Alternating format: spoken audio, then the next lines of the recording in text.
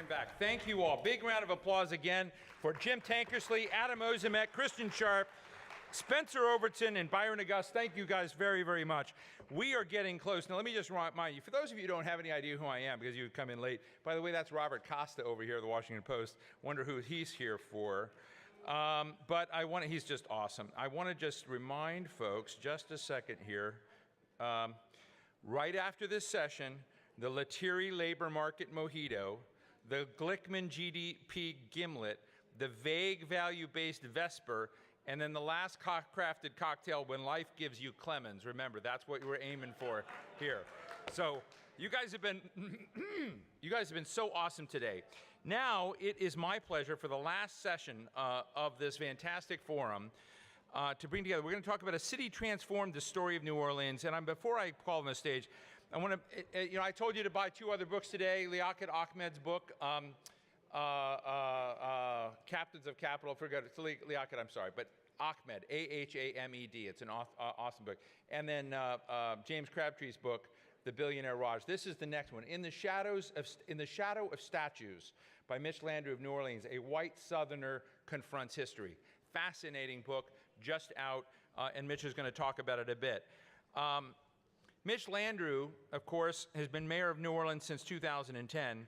But when you sort of talk about, some of the people who have been on this stage today, it's a real privilege that some of us have in D.C. to run across folks that come through this town to try to create aspiration and vision for the rest of the country and are willing to kind of get into the gladiatorial ring and fight it out with others on the ideas, for the ideas that they believe in.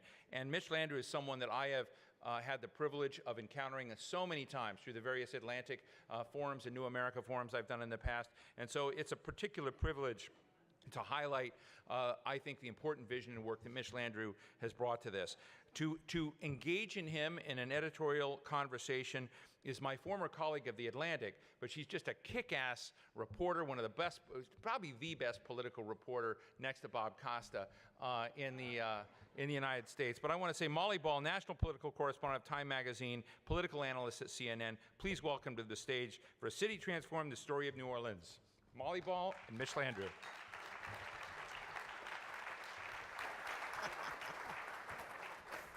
Thank you, Steve. You're not upset about the Bob Costa comment, are you? No. Hey, everybody. Please. Hi, everyone. Thank you so much. Oh, my gosh. Thanks, Steve, and thank you for being here, Mayor Landrieu. Thank you very much. I appreciate it. Croatia won. Who's the reporter here? Who's the reporter on this stage? Sorry, it's beat your scoop. Any more announcements? No, I have no more announcements.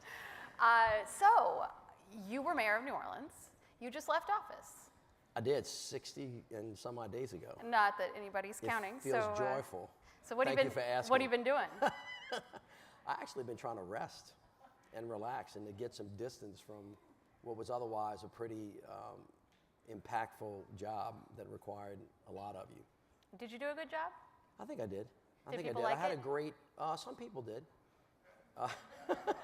Depends on who you ask. You know, being mayor of a major American city that went through a catastrophe, and in some instances just day to day is like being a war room, being a physician on the field of battle. I mean, every day, all day, there's something that's going on that you're immediately responsible for. It's uniquely different from being a legislator, which I was for 16 years, a lieutenant governor, or a member of Congress or the Senate. It's just very different because it's hands-on, it's impactful, and most mayors are, if they're good at what they do or they're trying to do their job well, they're on the ground all the time, and of course, not only visible, but reachable in a real way. So when you go to the grocery store, or you go to the cleaners, that thing that happened to Sarah Huckabee Sanders the other day? That happens to mayors every day. Really all the time. And anybody, I see Jane, and they'll tell you this, we get pretty good, fast loop feedback is what we call it on a regular basis, and it's not always kind. Even if it's your mother who's calling about a pothole that happens to be in front of her house, which has happened. Well, so as you mentioned, you were mayor during a very eventful 8 years in the aftermath of both Katrina and the financial crisis. And And we're here to talk about the story of New Orleans, the transformation of New Orleans. Can you paint a picture for us of where you think New Orleans started out and where you were able to leave it, particularly economically? Yeah, I can try to do that for you in a reasonably disciplined way, I hope. But New Orleans, as you may know, all of you, if you haven't visited there, you should go. It's a wonderful city.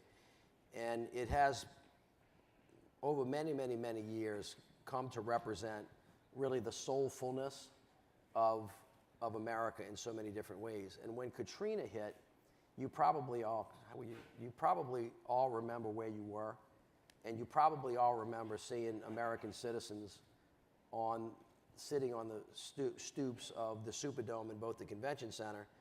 And because many of you have a great sense of humanity, you gasped at that sight and thought to yourself, was this really our country?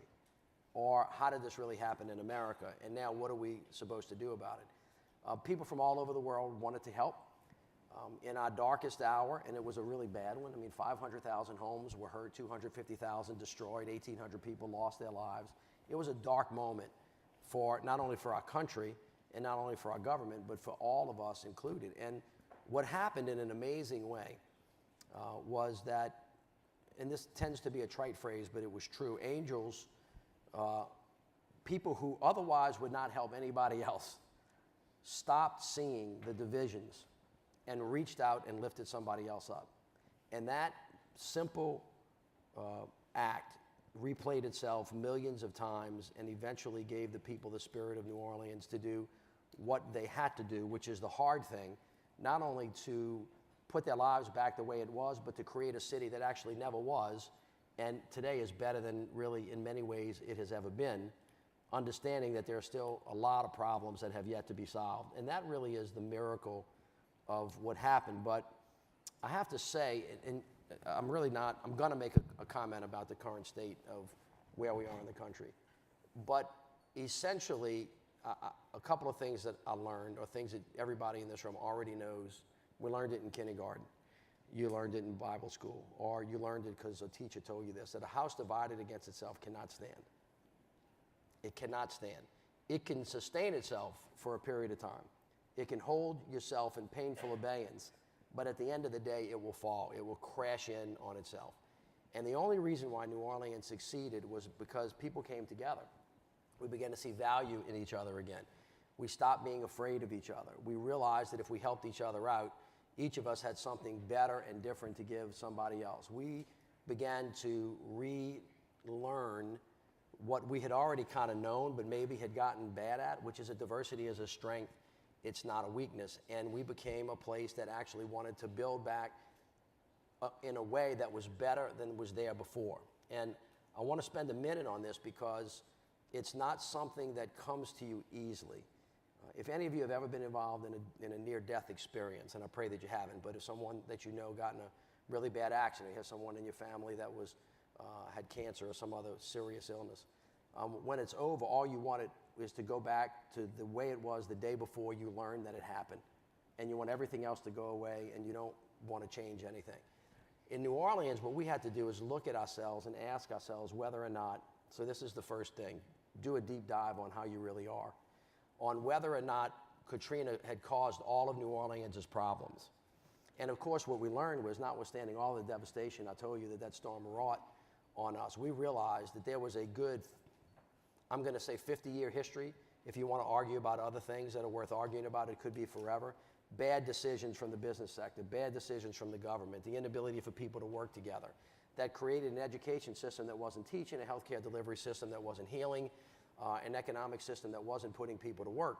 And we really started thinking about how we fix that, how we course correct the mistakes that were made, and then started really thinking about what it would really look like if we were punching at a really high rate. And now the city of New Orleans has a new school system. The school system is working, in my opinion, and I feel very strongly about this. It is an all-charter school system. It's working better than the one that was there before. We have 33 brand new schools, knowledge-based centers. Graduation rates are up, dropout rates are down, and the achievement gap is closed. The number of jobs in the city now are higher than they've ever been. Our bond rating is as high as it's ever been. We have reconstructed a good part of the city. However, as a gentleman whose name I don't know, I just met him, who was sitting here saying that how can you have 4% unemployment and some people still be unhappy, is because when you dig down into those different sectors, one of the things you come to recognize is that in New Orleans, 42% of African American men are not working in an economy where there's 4% unemployment. And when you have pockets like that all over the country, and they exist in cities and they exist in rural areas, it creates an alienation that produces results where people begin to turn against each other, and that's a tremendous challenge going forward. And you said you're going to comment on the current state of American politics. That was at best a vague allusion. Can you put a finer point on it? Oh, no, I'll speak to it specifically. There is a strategy that's going on in this country, in Washington. So let me stop there, not to offend anybody, or the two senators who are both my friends that just left. To say something that should be evident, that Washington, D.C., as important as it is not the center of anything. It is a part of, and an important part of, a much larger ecosystem that when it appropriately balanced and functioning well, whether moving to the conservative side or the liberal side, can actually be a positive partner going forward if it's bringing people together, coordinate activities, and going to a place that we all think is going to be better than the one that we're in today. I know that we spend a lot of time watching TV, and it appears as though the whole world is divided because Washington is divided. That's not my experience on the ground. I'm not naive. I go to Thanksgiving dinner and Christmas, and I go to lunch with my brothers and sisters. I have 8 of them, and we all think differently, and we have discussions about the issues of the day: immigration, trade, et cetera, and it appears as though nobody agrees on anything. If the choice that you're making is, do you agree with CNN or do you agree with Fox? That's out there. But on the streets of America every day, whether you're in a town or a country or county or a city, you have people of different races, creeds, colors, from nations around the world, all working together in harmony to make sure that the job they're performing that day is doing really well and people are getting employed. You have people in the faith-based community, the not-for-profits, who have realized that they can't function unless they work together. And this kind of notion that's percolating in Washington, that somehow we can succeed by dividing the country between white and black, or nationalism or internationalism, is not something that's translating down on the ground, notwithstanding the alienation that's out there. And so I would encourage people to do something really simple. If you want common ground, you have to seek common ground. You literally have to ask yourself, where is it that we agree, and where is it that we disagree? Are we really trying to find an answer, or do we want to not come up with an answer for purposes of trying to play to the issue of 50% plus one? I've been in office for 30 years now, and I have come to a conclusion. It's one I had early, but it's been affirmed over time, that the 67%, 68%, 69% solution, the 62% solution is always better than 50% plus one. It's always better than might is right, because somebody can change their vote. Somebody could decide to change parties. Could you imagine in the Supreme Court fight that we're about to have if 2 Republican senators decided to become Democrats? Has anybody thought about that? It's actually happened before where people have changed parties. And all of a sudden, with the change of one vote, or one person in America deciding to do something different, all of a sudden there's this cataclysmic change. That's not the best way to govern, standing on the precipice. And so the question that we have to ask ourselves, and the pressure that we have to put on business leaders, elected officials, pastors, not-for-profits, is how are we together going to create a condition where our choices are between what is good and what is better, not between what is bad and, oh my God, what we can't tolerate. That's not a great place to be. So in the city, for 8 years, we tried to position ourselves to have good choices. And the only way that we could do that was to build things from the ground up and talk to people and include them. And the only way that you can do that is to seek common ground, which means by essence that not everybody can have everything. There is going to be no quote-unquote perfect solution. There's going to be a solution that's best for all of us while respecting the individual rights and not discriminating based on race, creed, color, sexual orientation, nation of origin, et cetera, et cetera. And unless and until the country reorganizes itself on the federal level to do that, you're going to continue to get the same thing you've gotten through Democratic and Republican administrations on the federal level. But mayors across America do not have ideologically based conversations when we're talking about the best way to create jobs in the city. Or the trite way that we say it is there's no Republican or Democratic way to fill a pothole. You just need to get the damn thing filled as fast as possible to the extent that you can given the resources that you have. And that mindset, that attitude, that view of how you approach your work in some ways informs what the outcome will be. I can't tell if you're saying that Washington appears more divided than Americans really are because of the structural I'm sorry. incentives. I meant to say that specifically. Or if you were saying that individual leaders are making irresponsible choices to stir up division. Well, there's a third choice, which is the congressional districts are designed in a way to produce division. That's another possibility. I'm not here to really recommend to Congress what to do or what not to do, but as an observer of somebody that ran a government that actually worked and why it worked, and when I look up in Washington, D.C., there are some structural problems that produce an incentive for congressmen to decide what they decide. So in some instances, you could say it's a matter of leadership or courage, but they're very smart, capable people up here who are very courageous. Some of it is institutionally baked, and that will take you into a whole, litany of issues with how congressional districts are drawn and whether or not the people that represent those districts are actually reflecting the will of their members of Congress. I can tell you this, though. This is an easy thing to figure out. If someone polled immigration reform, or somebody polled what the really best way is for most Americans and how they think about the Second Amendment, or somebody really polled tax reform, I'll bet you a lot of money today that there is much more consensus in the country writ large than there is in the accumulation of congressional districts.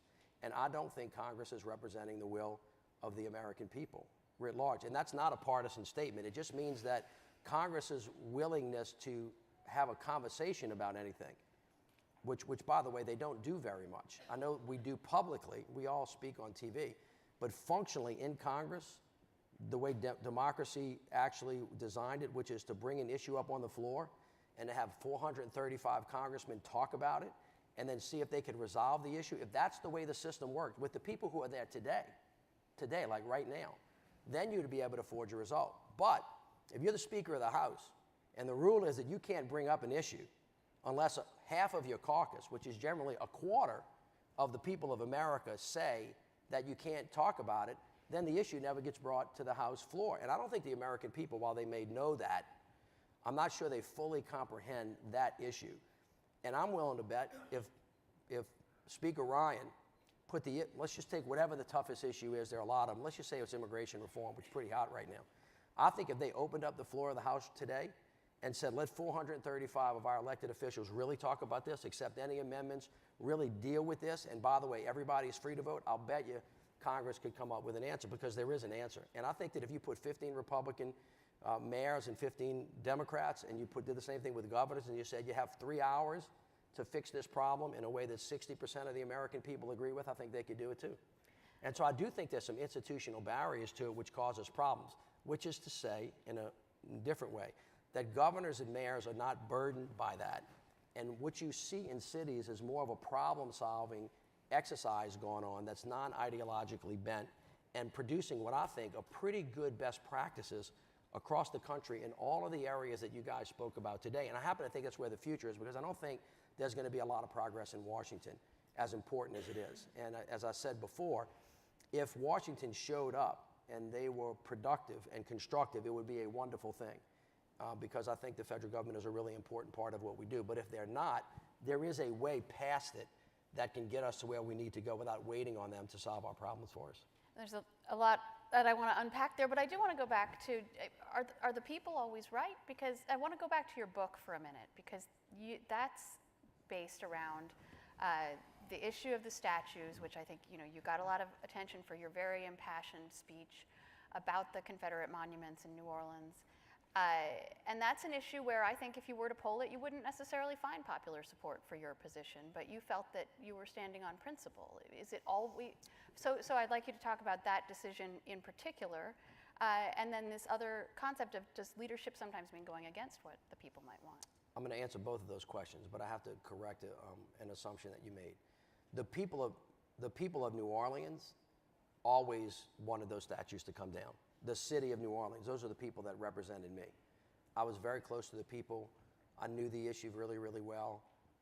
In the city of New Orleans, which is majority African American, the majority of that city always wanted to have those statues down from the beginning of the time that I said, let's talk about it, to not. So I did do, in this instance, what the people wanted me to do. However, for those of you that have lived through this issue, the people outside of New Orleans, in the rest of the state, that is the other 63 parishes, as well as, based on national polling, about 65% of Americans thought that I was wrong. I thought they were wrong. And so I did really both things, I believe. I did what I thought was right for my city, but I also did what I thought the people wanted. Now, as I said, I was a legislator for 16 years, and I had to confront this issue many times, and congressmen have to confront the same issue. If I poll my district on an issue that's tough, abortion, immigration, the death penalty, whatever that might be, and the majority of my constituents want to do one thing, and I happen to want to do another thing, what is my obligation as a leader? What should I do? I think in many instances, you should do what your district wants you to do. I think there are some issues of conscience, and they're different for different people. Are there some issues where, by virtue of the fact that you have access to more information, you actually just have a better view of it? And I think that you ought to make the call. I did this a couple times in my district, and what I found is that my constituents, if they thought that I was being intellectually honest, if they thought that I was really being serious and working hard and not just trying to be political, even if they disagreed with me, they told me, I appreciate the fact that you stuck to your guns. Now, obviously, there's political reality here. You can't do that too much, or otherwise you won't have a job. And so there's a little bit of courage in there, and there's a little bit of political expediency. But trying to find the balance, as a human being needs to in their life, it usually works out. I tend to think that there are some instances where you just got to stand up and say, this thing is a real strong matter of principle for me, and while I appreciate that I work for you, I disagree with you, and this is why, and this is the way that I'm going to vote. You talk about, I hear this from mayors all the time, I'm sure you have too, as former president of the Conference of Mayors, that Washington's irrelevant to the way we do our jobs, or we've got to work around it, and that cities can be labs of innovation. Cities are also overwhelmingly Democratic. Almost all big city mayors and medium-sized city mayors are Democrats, and meanwhile, most states are governed by Republicans, and increasingly you have these cities and states that are at war with each other. States trying to take away cities' rights to do things. Is that more than a partisan conflict, or is that just partisanship? What's going on there? And can mayors really do what you're saying they can do if the state doesn't want to let them? Let me put a little bit more texture on that question, if I could. First of all, I don't know of any mayor that's ever said Washington is irrelevant. Washington's really important.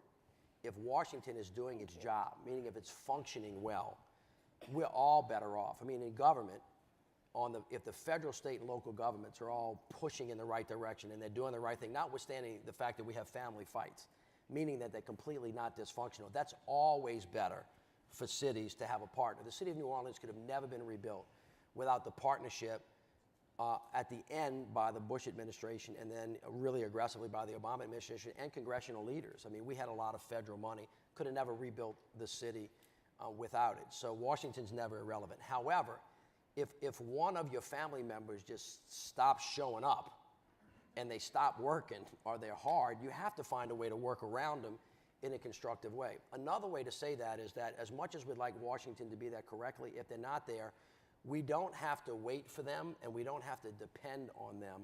We have to find our own way. And it does turn out that necessity breeds invention, that in cities, on workforce training, on all of these different issues, on tax incentives and all of this stuff, we're finding new and innovative ways, and we're getting better and faster, which is not to say that the people that think Washington has no role, we're right. It does have a role. So that is important to know. The second thing that's not completely correct is there are a lot of really great Republican mayors in this country. They're not all Democrats. And I know the president beats on Rahm, and he beats on Bill, and he beats on whoever he might be beaten on, because it's the issue of the day and it helps continue to divide the country.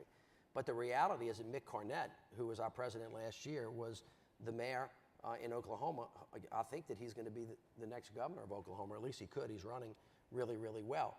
John Giles of Mesa. You have the mayor of San Diego, that's a Republican. Next year, we have Brian Barnett, who is a mayor in Michigan. And we are a bipartisan organization, and we try really hard to try to stay so focused. So when we're making policy, and we have those press conferences have Republican and Democrat mayors saying that if you look at our policies, that they're mostly aggressively middle of the road and practical and thoughtful about how do you achieve result. Because you know those mayors have to see human beings the next day too.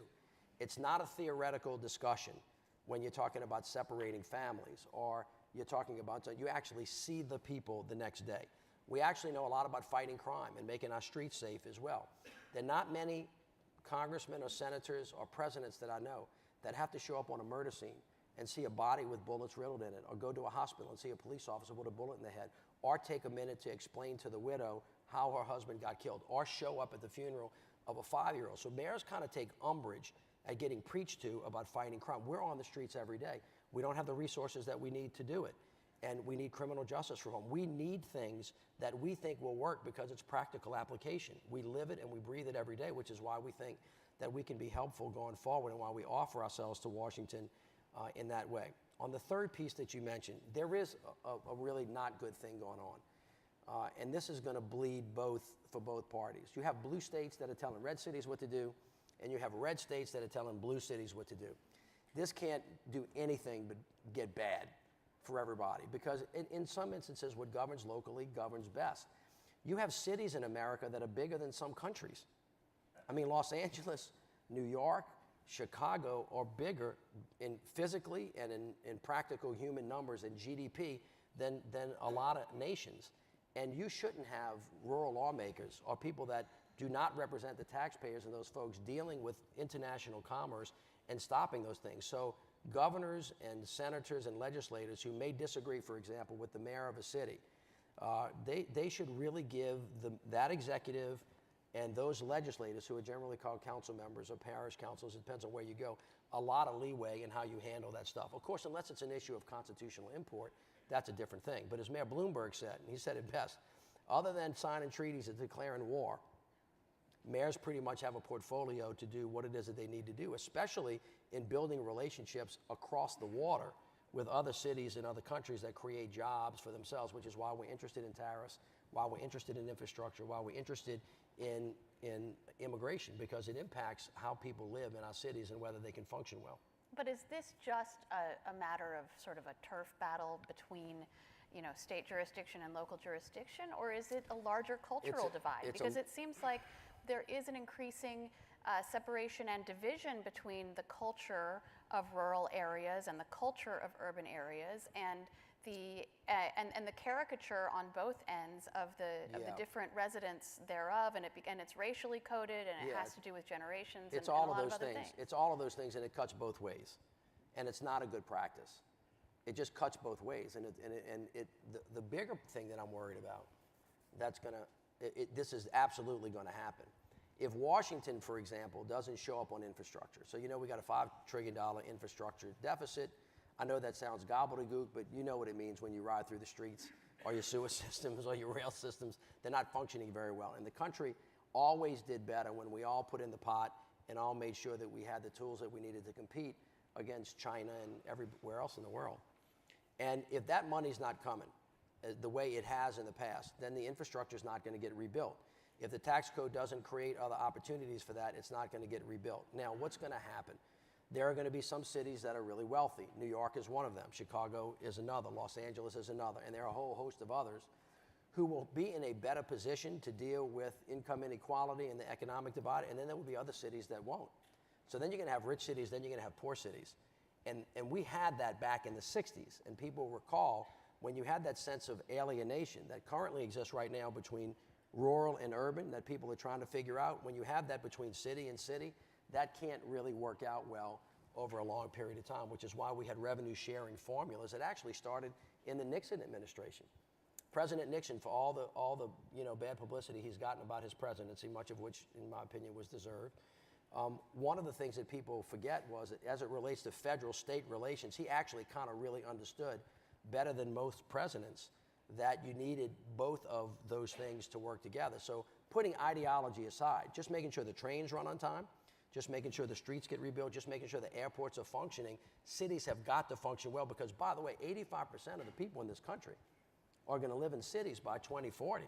And if they're not functioning well, it doesn't, I want to say it doesn't matter what's happening in Washington, D.C., but this clearly will not be the most important place in the country for people who want to have a relationship with their government. And that's worth all of smart policymakers, business leaders, the not-for-profits thinking about quite a lot.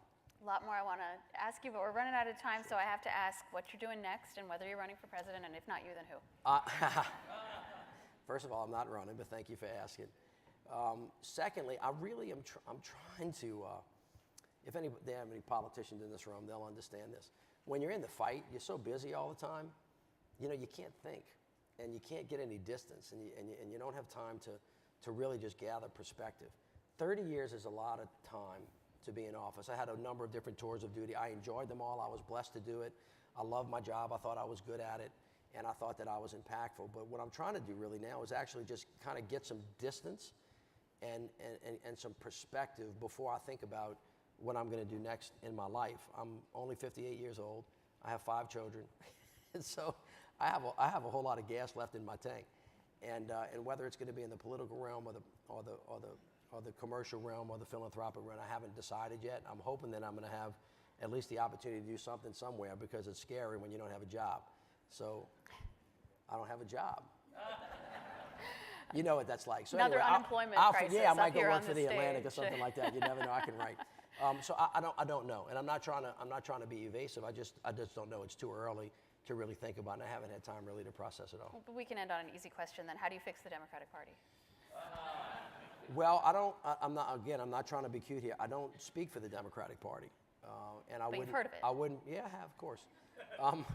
And I wouldn't pretend to, nor the Republican Party. I will observe, though, that both of those parties seem to be driven primarily by the extremes. And I don't think that's a good prescription for success for the parties or for the country. I am a radical centrist. I am a problem solver. I have an ideology. I have feelings about things, but I'm generally feel like you got to solve a problem. Because in the line of work that I had, if I didn't solve a problem, I couldn't keep a job. That's where my incentive was, as opposed to the fewer problems you solve, the longer you keep your job. That's a bad incentive. And I think the country has got to really think, and not just blame the politicians, by the way. You know, as you said earlier, you know, should you listen to the people or you should do your own thing?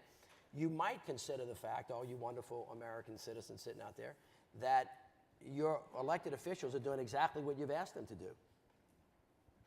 Have you thought about that? That actually they're responding to what it is that you tell them. They may be acting very purely the way the founding fathers expected us to. So you might want to ask yourself, well, what are we doing that's created the conditions by which we are being confronted with the choices that we have? I'm telling you there's a way out. I saw it in New Orleans. I saw it. Now, it took a catastrophe. It took a catastrophe in the lives of 1,800 people for everybody to figure out they were in the same boat. But you see, the problem is it wasn't a theoretical boat. It was a real boat. It was a real boat. I saw this with my own eyes because I was in the boat, and I was pulling people off of roofs, and I was pulling people out of water. And I saw this. It was as horrible as it was almost magnificent to watch the possibility of what can happen when people are not thinking about what color you are, where you work, where you're from, where you're going, what you're doing. We're all in this together. It was a miraculous thing to watch. And it gave me unending optimism that no matter how bad it gets in the country, that we're going to find our way back. Now, we're not going to find our way back by accident. That's not going to happen. It's not going to happen by accident. It has to happen by choice.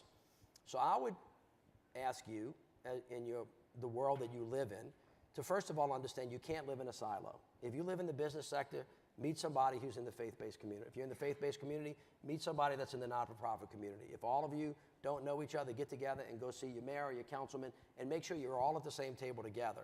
And then ask yourselves, who are we? What do we want to be? Are we living with integrity? Are we doing the things that get us to where? Or are we dividing ourselves? Are we being generous and open with each other? Or are we being selfish? Who's winning and who's losing? Isn't it better if all of us win together? Is it really a zero-sum game? If we win, does somebody else have to lose? My experience is the more people that are at the table, the better. the more open the conversation, the better. The more inviting we are, the better. And I do not know one organization, I don't know one in my entire life, that isolated themselves, became more narrow, became more focused on their identity that actually survived. I don't know one of them. And so if the United States of America is making those choices right now, it would probably be a good idea for us to reverse course. Just behaviorally. And I'm not just talking about the presidency. I'm talking about 300 million people deciding that what we're suffering through right now just doesn't really feel really good. It doesn't feel good to me. And that is notwithstanding the fact that the economy seems to be doing pretty well. And so now you're going to have the ability to ask yourself, if the economy has a 4% unemployment rate, and if everything seems like it's going so well, why are we so unhappy? I don't know the answer to that question, but you know it's a good question